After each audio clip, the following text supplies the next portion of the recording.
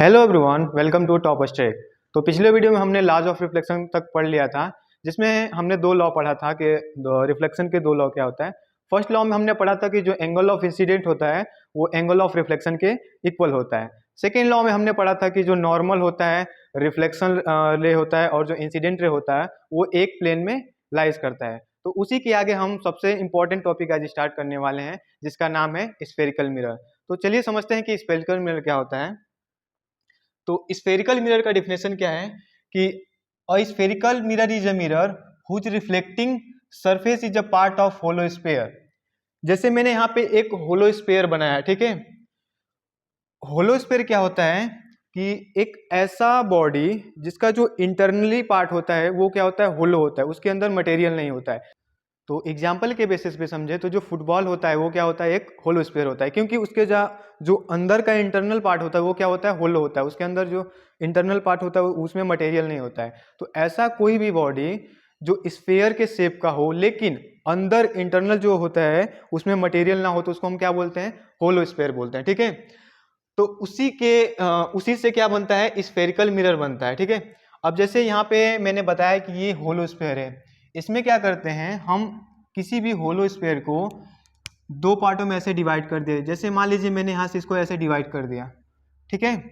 तो ये वाला जो पार्ट है मैंने इसको यहाँ पे बनाया, ठीक है, और ये जो वाला पार्ट है मैंने उसको यहाँ पे बनाया।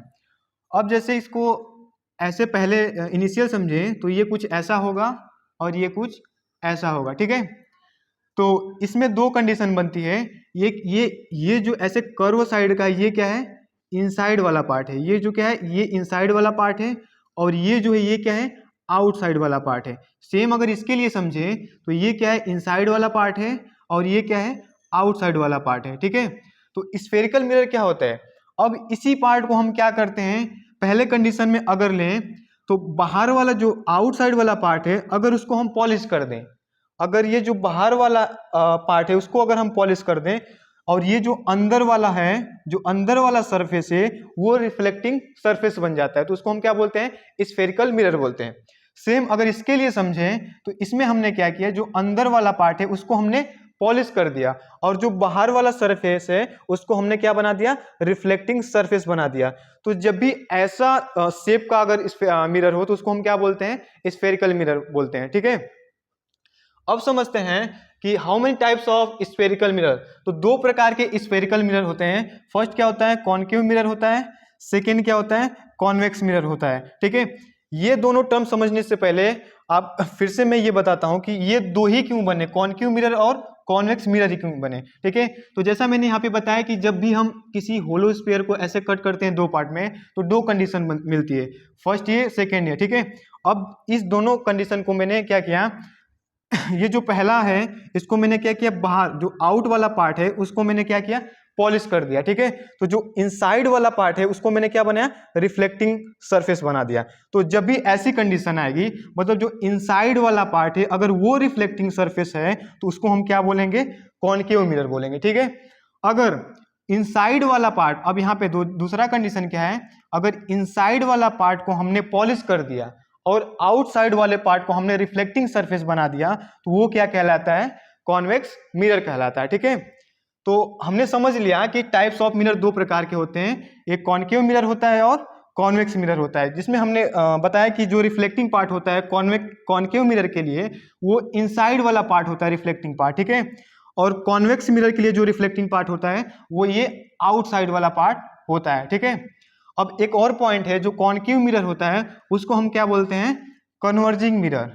जो कॉनकेव मिरर होता है उसको हम क्या बोलते हैं, कन्वर्जिंग मिरर। और जो कॉन्वेक्स मिरर होता है उसको हम क्या बोलते हैं, डाइवर्जिंग मिरर। कन्वर्जिंग क्या होता है और डाइवर्जिंग क्या होता है ये मैंने पहले बताया है, फिर से मैं यहाँ पे एक्सप्लेन कर दे रहा हूँ। कन्वर्जिंग का मतलब क्या होता है, जैसे कोई ये एक पॉइंट है, ठीक है, बहुत सारी लाइट मतलब डिफरेंट डिफरेंट डायरेक्शन से आके एक ही पॉइंट पे मीट कर रही है, जैसे ये कंडीशन, ठीक है। इसमें क्या है, बहुत सारी लाइट डिफरेंट डिफरेंट पास से आके एक पॉइंट पे मीट कर रही है, मतलब बहुत सारी अलग अलग डायरेक्शन से आके एक ही पॉइंट पे कन्वर्ज, मतलब एक ही जगह मिल रही है, तो इसको हम क्या बोलते हैं, कन्वर्जिंग बोलते हैं, ठीक है।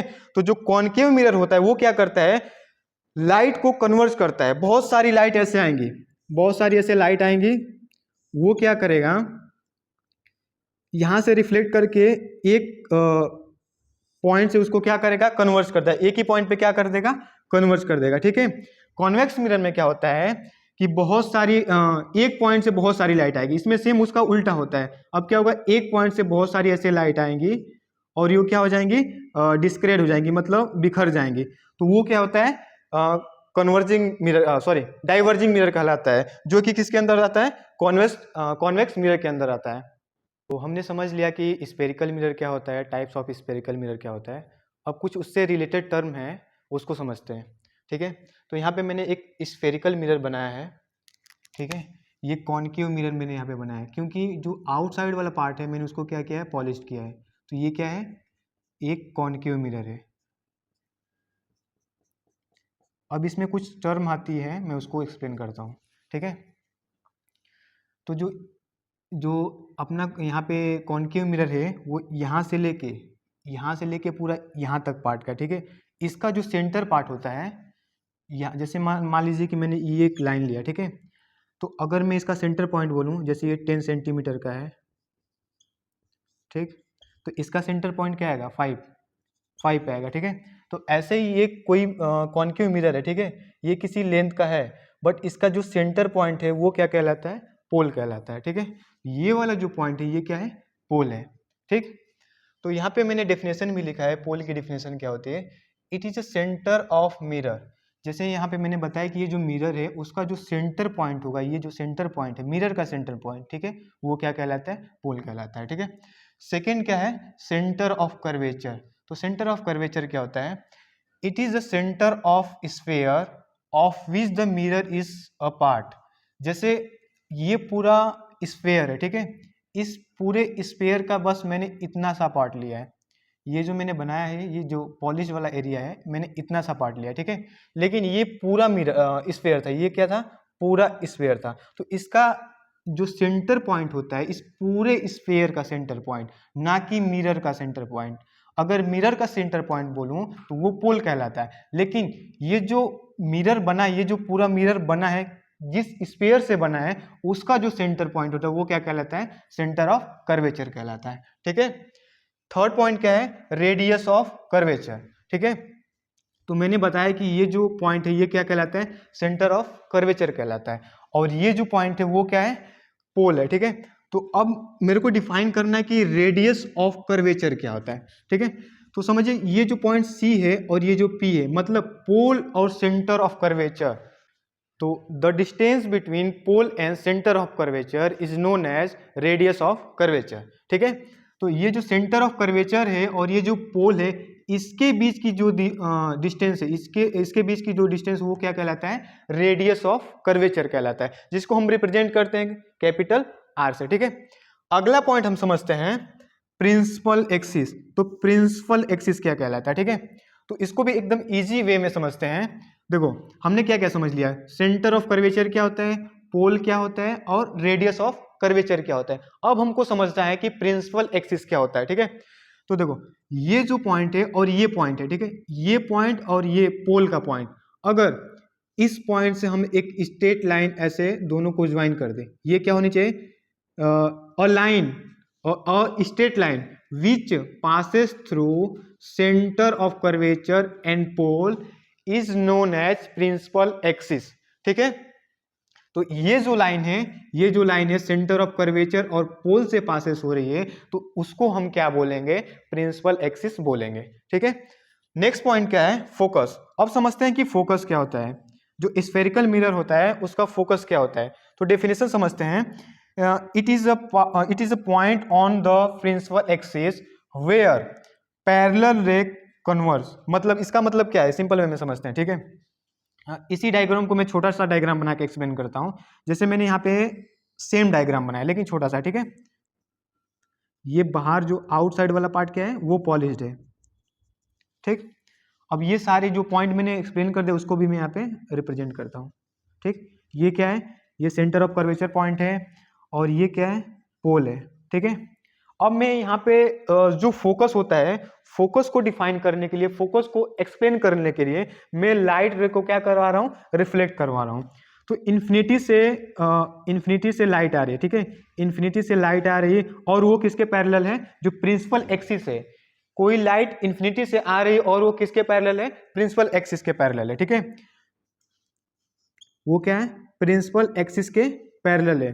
तो ये जो लाइट है ये इस मिरर पे पड़ेगी और क्या होगी, नीचे की डायरेक्शन में ऐसे रिफ्लेक्ट हो जाएगी, ठीक है।